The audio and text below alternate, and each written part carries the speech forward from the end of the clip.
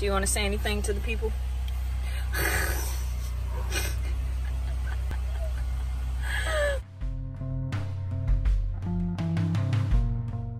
So it has been crazy for the past 2 weeks. I haven't been able to post an update, so this video is an update on everything that we've been doing on the land for the past 2 weeks and also what our plan and our vision is. We had some awesome friends come to visit us last week, so I'll be posting that video Thursday or even before if I'm able to get it together today. So this is just the update video and I hope you guys enjoy. So I just tweaked off my shoulder and was obviously that's a good reason to quit, to stop, but something that Inky Johnson said, which if you don't know who Inky Johnson is, look him up.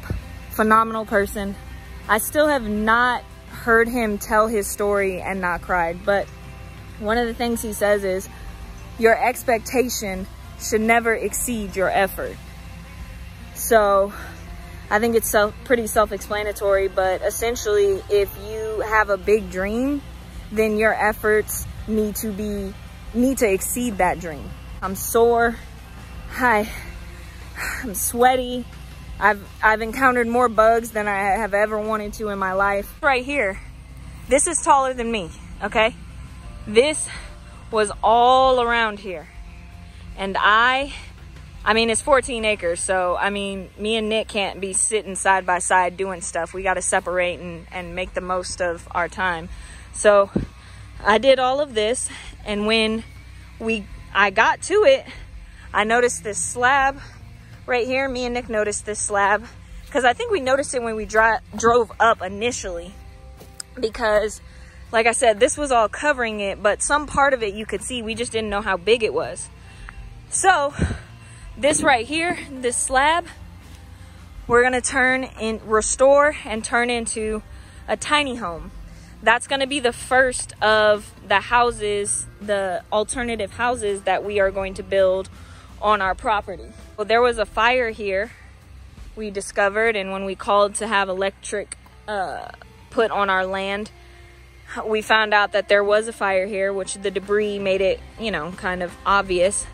Let me show that is the only thing that I wasn't able to get by myself, but let me show y'all what I've done so far. Pulling out charred, it looks like they use these for posts for the maybe they had a shed. I don't know, it's kind of hard to tell because there's a few pieces of clothes and a like a spoon and a fork that we found, but I mean, it still could have been a shed or it could have been someone's house. But you see these nails, obviously they were using it as posts.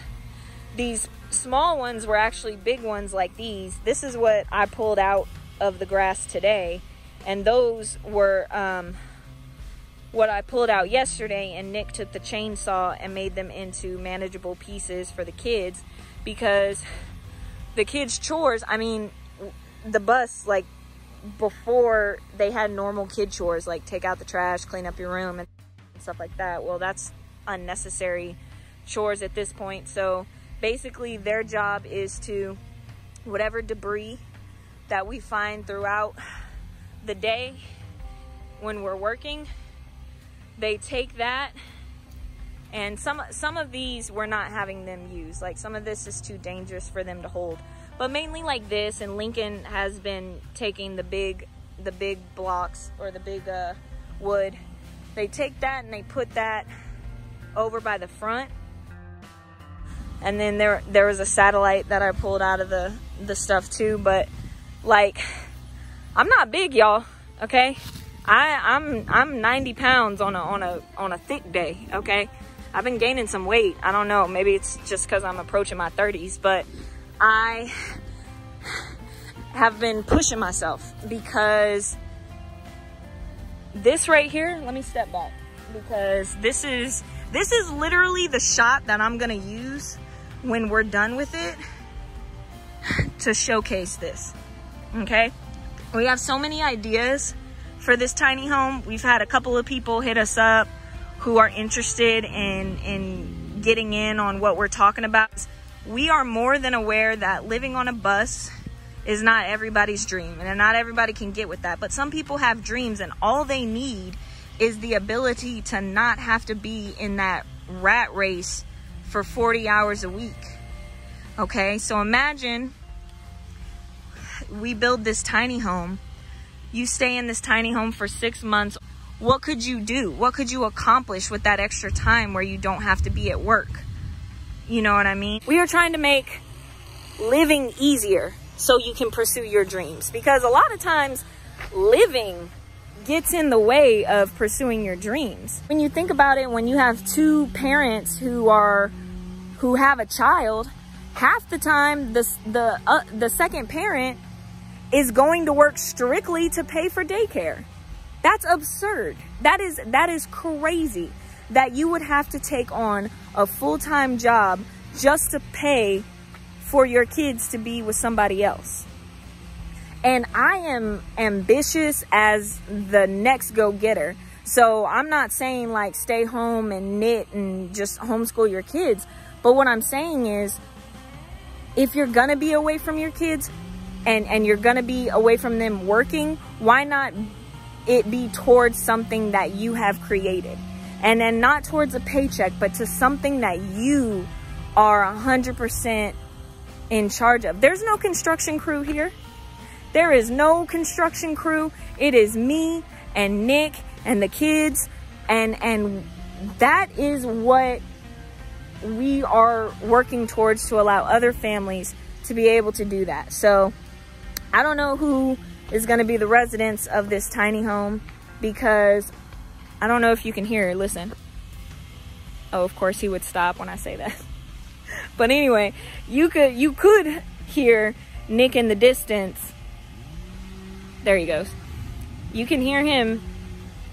He is going further back to find a spot for our cabin. Okay, so this right here, I'm strictly working to provide for another family to utilize this for their dream. Oh, and also too, Nick had the awesome idea to hold on, let me get a good angle. This is going to be the entrance to the patio, and then this is going to be the bedroom area.